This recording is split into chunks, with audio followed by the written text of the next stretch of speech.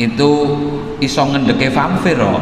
Wah, nonton film vampir Cina itu yang itu tempeli huruf Cina plek mandek kok Pak. Lah pamane ayat Al-Qur'an lho ya. Makanya orang kalau pergi lewat kuburan mocone ayat kursi, wah diwaca banter. Untung ora dijawil, Mas tak amini mburi malah melayu. Ayat kursi pasang baca bener. Oh kadang-kadang untuk ngusir anjing barang pakai ayat Al-Qur'an loh. Surat Summum Bukmun itu. Tapi ada yang mempraktekkan nggak manjur Pak. Ya saya beritahu, kalau mau membaca ayat Summum Bukmun untuk mengusir anjing ada tekniknya. Lah teknik piye Pak? Saman dodo nadanya Summum Bukmun lah, itu baru insya Allah anjingnya tidak akan menyerang sampean karena dia sudah berpikir, oh bolongku dewe. Jadi macam-macam lah Al-Quran untuk mengusir setan. Ada juga yang memfungsikan Al-Quran ini sebagai obat, dan memang isyarat Quran ada. Wa nunazzilu minal Qur'ani ma huwa syifa, obat. Tapi di ayat yang lain disebut syifaun lima fis sudur, penyakit, obat bagi penyakit yang ada dalam dada manusia. Jadi seperti orang bakhil, medit, sombong, sing ngono-ngono kuwi senengane suudzon, curiga suudzon, apa namanya, suka menyakiti hati orang. Lah itu orang yang punya penyakit hati, dendaman. Obatnya ya Al-Quran, sering baca Quran, baca itu ayat-ayat tentang sombong, baca ayat-ayat tentang lak rasido sombong. Nah, tapi apa ya ora manjur Pak untuk ngobati fisik. Ya ono sing manjur wong. Rasulullah sallallahu alaihi wasallam sendiri membiasakan sebelum tidur itu membaca muawwidatan. Qul a'udzu birabbil falaq, qul a'udzu birabbin nas, lalu diusap-usapkan ke seluruh tubuh.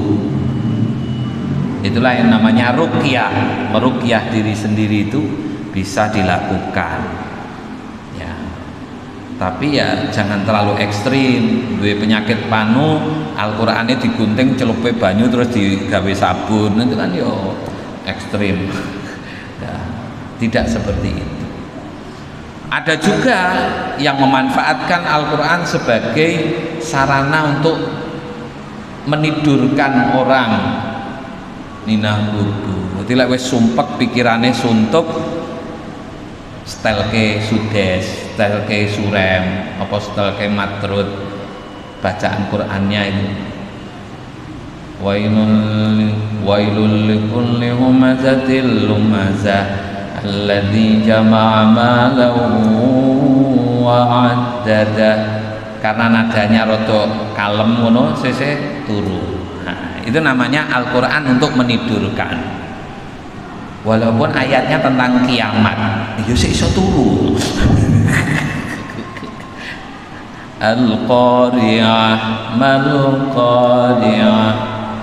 Padahal ayatnya jelas-jelas ayat tentang kiamat. Ya turune angler ngorok. Berarti yang menidurkan bukan ayatnya Pak, nadanya. Ah itu maksudnya. Lek ngerti maksudnya ayat, ora kok berturu, lek perlu saiki wae tobat, saiki ndang nglakoni kebaikan dan seterusnya. Aneh itu. Nah, tapi ya kenyataannya di masyarakat masih dominan fungsi Quran hal-hal seperti tadi dibandingkan memfungsikan Al-Quran sebagai petunjuk kita menghadapi hidup di dunia ini dan untuk menyiapkan bekal di akhirat nanti.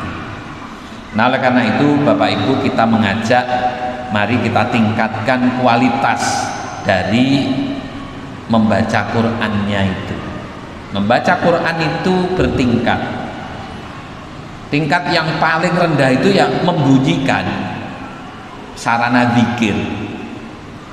Sarana zikir. Rak paham rak masalah. Yang penting membunyikan Al-Quran itu level membunyikan. Sama dengan anak-anak TPK itu kan belajar ada, aja, daroba, roada. Iki opo? Ora ono maknane. Tapi kita akan kagum pada anak-anak wis pinter maca iki. Padahal belum pinter maca, Pak. Baru pinter membunyikan huruf. Karena membaca itu tekanannya bukan pada bunyi, tapi paham. Makanya anak-anak waktu SD itu diajari membunyikan ini Ibu Budi, Ibu Budi, Bapak Budi, Kakak Budi. Tapi karena bahasa Indonesia, anak-anak paham. Imajinasinya masuk. Oh iya, ada seseorang namanya Budi, ini bapaknya, ini ibunya.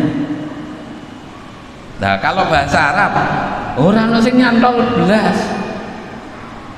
Maka membutuhkan perangkat lain selain membunyikan, yaitu mengerti maksudnya.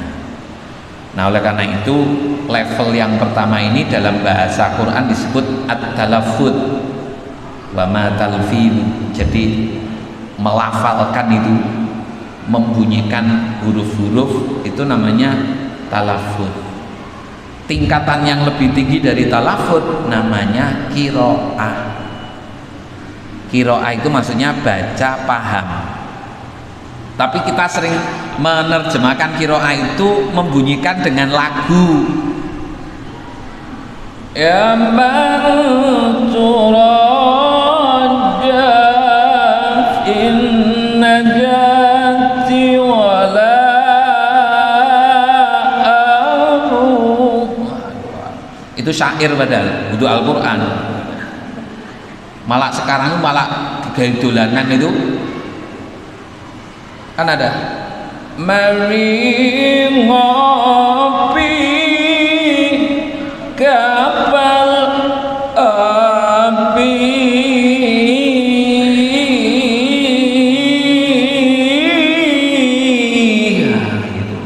mari ngopi kapal api. Itu latihan lagunya, Pak. Orang maca Quran sing ngerti kowe iki surat apa ya? Ya ora ono ngopi kapal api ya surat apa. Kulibatu sara. Kulibatu ki sara. Kulibatu sara. Mulai cetha. Kulibatu sara.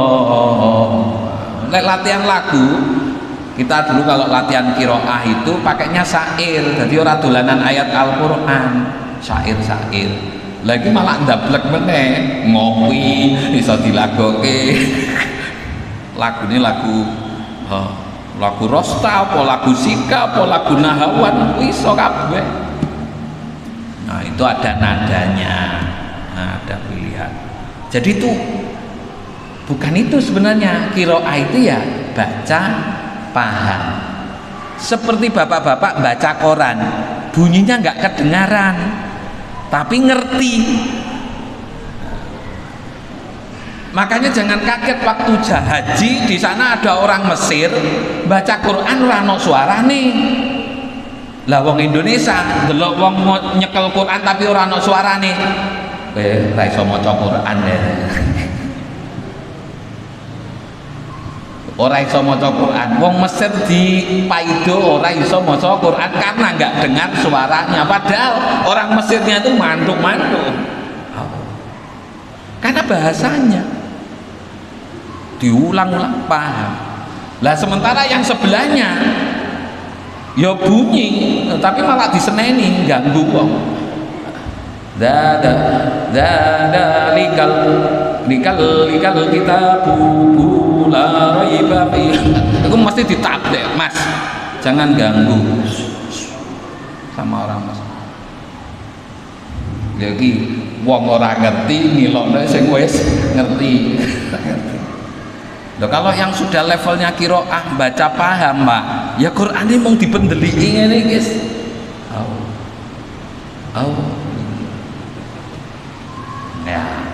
Ya walaupun dengan dibunyikan ada nilai plus zikir, mengingat Allah, bagian dari punya nilai pahala. tapi esensinya adalah pesan yang ada di dalamnya. Nah, tingkatan yang lebih tinggi dari qiraah namanya at-tartil. Tartil kita menyebutkan. Lagi-lagi diterjemahkan tartil itu yang maca Quran dengan nada tapi rodok datar. Alhamdulillahirabbil alamin arrahmanir rahim maliki yaumiddin iyyaka na'budu wa iyyaka nasta'in ihdinas siratal mustaqim siratal ladzina an'amta 'alaihim ghairil maghdubi 'alaihim waladdallin. Kuwi tartil. Lek sing nadae meliuk-liuk mau qiraah. Padahal makna tartil dalam bahasa Arab itu artinya at-tafsil. Tafsil itu apa? Penggalan-penggalan yang pas. Quran itu ora ono titik koma iki ora ono, Pak. Aslinya itu wis pokoke iso mandeg dhewe lek sing ngerti maksude. Karena susunan katanya itu jelas. Tapi lek orang ngerti carane mandek karena ya orang ngerti maksude, ya iso salah. Apa maneh baleni hurufnya juga salah. Ya contohnya Pak polisi hijau bajunya, hitam kumisnya mengejar maling. Iku lek titik komae ora pas. Pak polisi hijau bajunya hitam kumisnya mengejar maling. Ya kan kacau balau. Karena titik koma komanya tidak beres. Nah, membaca tartil itu dalam rangka supaya bisa membaca dengan teliti dan seksama. Orang kalau sudah pintar membaca satu halaman itu dalam waktu berapa detik bisa, tapi belum tentu paham betul, karena bisa salah paham. Nah, apa maneh ra tau maca ngerti blas, ya ora ono salah paham, salah kabeh kan gitu. Nah, oleh sebab itu Bapak Ibu rahimakumullah, level ini level yang sudah lebih baik daripada sekedar qiraah, tartil, membaca dengan seksama. Puncaknya namanya tilawah. Tilawah itu dari kata talia, what's next, tindakan berikutnya apa, makanya tilawah. Contoh membaca tilawah itu sering kita praktekkan saat masuk pom bensin. Di sana ada instruksi, mesti kita baca. Saat mengisi BBM mohon matikan mesin dan HP handphone. Maka begitu sampean datang langsung mematikan mesin dan mematikan HP, itulah yang namanya tilawah. Menindaklanjuti instruksi yang dibaca tadi. Jangan kencing di sini kecuali anjing. Paham maksudnya Pak? Ya. Maka kalau kencing jangan di situ, sebelahnya saja. Kan gitu. Padahal nomor urung ditulisi. Di sini juga tidak boleh kencing kecuali kambing. Parah. Buanglah sampah pada tempatnya supaya kita ini bisa membaca itu dan menindaklanjuti. Sekarang itu serba diberi instruksi. Sampah itu sudah diberikan, ada sampah kertas, sampah plastik, apa. Tapi yang membacanya kadang-kadang tidak mengikuti petunjuk itu namanya levelnya baru qiraah. Paham Pak, tapi ya ora dilaksanakan. Sing kertas lebok di plastik, kadang wis campur ono manganan apa lebokne ngono wae. Itu namanya dia baru level qiraah. Anak-anak sekolah itu juga perlu membaca dengan tartil dan syukur ditindaklanjuti tilawah tadi. Contoh, kalau dia ujian mesti membaca instruksinya dan tidak perlu bersuara. Ujian kok bersuara disuruh keluar sama gurunya. Jawablah 10 soal di bawah ini yang nomor 3 saja. Instruksinya jelas, tapi kalau dibaca keras-keras mesti suruh keluar. Anak membaca. Nah, kira-kira yang diisi nomor berapa Pak? Yang dijawab yang dijawab mestinya yang komanya jelas tadi itu. Jawablah 10 soal di bawah ini, koma, jawab nomor 3 saja. Mestinya itu namanya membaca seksama. Nggak usah terlalu pusing, langsung nomor 3 yang dijawab, serahkan. Itu namanya dia sudah membacanya seksama, tapi sekaligus juga ditindak lanjuti. Itulah namanya tilawah. Nah, maka Bapak Ibu rahimakumullah, Al-Quran itu memuat banyak instruksi-instruksi untuk kita. Kadang dengan instruksi langsung, tapi kadang dengan cerita. Kadang dengan informasi, kalau kamu melakukan ini surga tempatnya, kalau kamu melakukan ini neraka tempatnya. Itu kan informatif. Nah, kalau kita menindaklanjuti, maka hal-hal yang nanti membawa ke neraka ya kita tidak lakukan. Walaupun tidak dalam bentuk instruksi, jangan melakukan ini, tapi hanya diberitahu kalau kamu melakukan ini neraka tempatnya, kalau kamu melakukan ini surga tempatnya. Selain memang ada yang berbentuk perintah, aqimus shalah wa atuz zakah misalnya. Ada juga yang berbentuk cerita. Wa idh qala Luqmanu libnihi wa huwa ya'iduhu ya bunayya la tusyrik billah. Ketika Luqman berkata kepada anaknya, kamu jangan sekutukan Allah. Kalau kita membaca itu bagian dari instruksi kepada kita, walaupun itu cerita tentang Luqman pada anaknya, ya jangan diprotes. Itu yang tidak boleh syirik itu anaknya Luqman, Pak. Kita ndak. Wong itu wa idh qala Luqmanu libnihi, jelas loh. Sampan ora usah ngongkon aku. Itu jarene Luqman nang anake, ojo syirik. Kita ndak ada Pak di situ instruksinya. Wah, gawat musuh wong ngene iki gitu. Nah, oleh karena itu Bapak Ibu rahimakumullah, patut kita tingkatkan cara baca kita terhadap Al-Quran supaya sasaran Al-Quran sebagai pembimbing kita itu terpenuhi. Ya. Bukan berarti membaca, membunyikannya itu tidak punya nilai, sangat punya nilai. Dalam hadis riwayat Aisyah radhiyallahu anha, Rasulullah pernah ngendika ini, inna adada durajil jannah ka'adadi ayyil Qur'an. Jumlah tangga di surga itu sejumlah ayat Al-Quran. Ayat Qurannya piro Pak? Seluruhnya itu. Nah ini pengetahuan 6.236.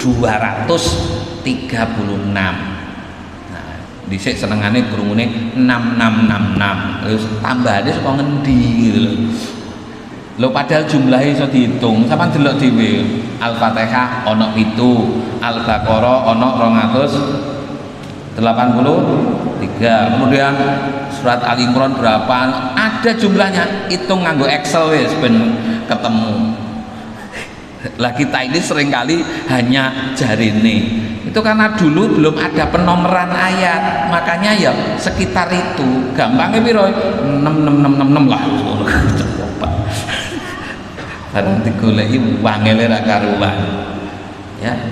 Nah itu contoh. Jadi Bapak Ibu, jumlah tangga di surga itu sejumlah ayat Quran. Dan kita nanti akan berhenti di tangga keberapa itu sesuai dengan apa yang kita baca. Maka kalau masnya yang hafid itu bisa naik turun tangga di seluruh tangga surga. Wis tahu diwaca kabeh. Lah lek sing senenge mung maca qul huwallahu ahad, walaupun Nabi mengatakan qul huwallahu ahad sulusul Quran. Qul hu itu sepertiga Quran. Berarti lek maca ping 3 padha karo maca seluruh Al-Qur'an. Tapi sesuk nang surga begitu tangga keempat medun meneh, tangga keempat medun meneh. Lho kowe iku lho akan petang ayat. Dadi ora sampai tangga yang 6000 berapa. Wis dinaike surat Yasin. Nabi ngendika likulli syai'in qalbun. Setiap segala sesuatu itu ada intinya, ada jantungnya. Wa qalbul Quran Yasin. Jantungnya Quran ini nong surat Yasin. Man qara'aha ka qiraatil Quran asra marrat. Siapa yang membaca Yasin maka sama dengan membaca 10 kali Al-Qur'an. Makanya kemudian muncul tradisi maca Yasinan. Karena nggak usah maca Quran kabeh wae, maca Yasin tok setara dengan 10 Al-Qur'an. Lah ini nanti yang ngono, naik tangga sampai tanggal 80 medun meneh tangga wis ngono tok, ora sampai tangga sing atas. Ya. Dia ndak sadar bahwa orang yang baca Al-Qur'an dari surat Al-Fatihah sampai surat An-Nas ngelewati Yasin. Gitu loh. Maksudnya kan gitu. Lah kita ini gara-gara stimulan itu berhenti di situ. Ini yang jadi masalah. Padahal itu hanya sifatnya merangsang. Woconon tenanan surat Yasin itu.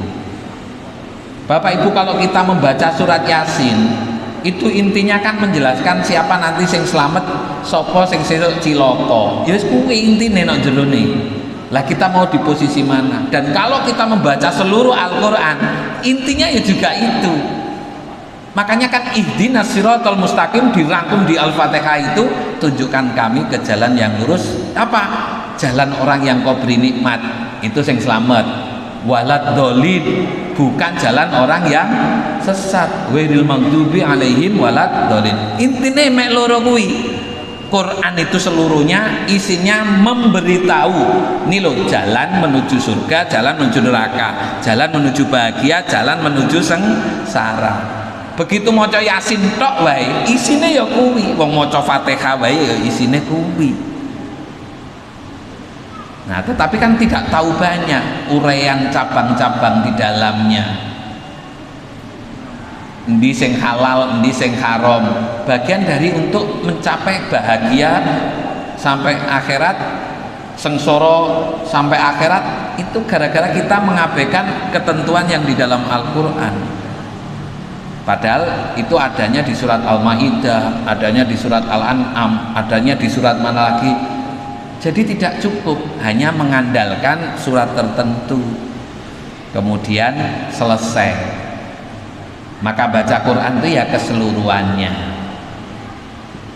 Nah, oleh karena itu Bapak Ibu rahimakumullah, sekali lagi mari kita tingkatkan kualitas baca kita terhadap Al-Quran mumpung di Ramadan. Makanya saya kemarin di awal mengingatkan, yuk kita budayakan. Kalau biasanya budaya khataman itu sudah umum, bahkan mengejar khatam berapa kali. Kalau saya cenderung khatamnya sekali saja lah dalam 1 bulan ini, sehingga per hari cukup 1 juz. Tapi ada target tambahan, misalnya 1 juz paham. Kalau 1 juz paham itu kira-kira 1 juz itu kan sekitar 13 sampai 15 halaman. Itu berarti separuh halaman setiap hari dipahami isinya. Insya Allah 1 bulan 1 juz paham isinya. Nah, jadi itu namanya ada target-target peningkatan. Tidak semata-mata mengejar khatam berapa kali. Khatamnya target 1 kali, tapi paham 1 juz. Sekaligus ini berarti doa, Pak. Mudah-mudahan Allah masih memberi umur 29 tahun lagi supaya ngatamke Al-Quran 29 juz berikutnya di Ramadan berikutnya. Iki sing rada aras-arasen karena ngandalke Ramadan untuk tadarus Quran. Ya lek kepengin luwih cepet ya tiap bulan targetnya, sehingga setiap tahun sudah 12 juz gitu ya. Tapi berat. Nah, berat. Udahlah, hal yang kecil tadi, target 1 kali khatam, 1 juz paham. Mungkin itu lebih baik. Saya kira demikian Bapak Ibu rahimakumullah. Mudah-mudahan ya sedikit stimulan ini bisa memberikan dorongan kepada kita mengisi Syahrul Quran dengan lebih baik daripada Ramadan-Ramadan yang lalu. Kurangnya mohon maaf. Aku qouli hadza, astaghfirullahaladzim. Assalamualaikum warahmatullahi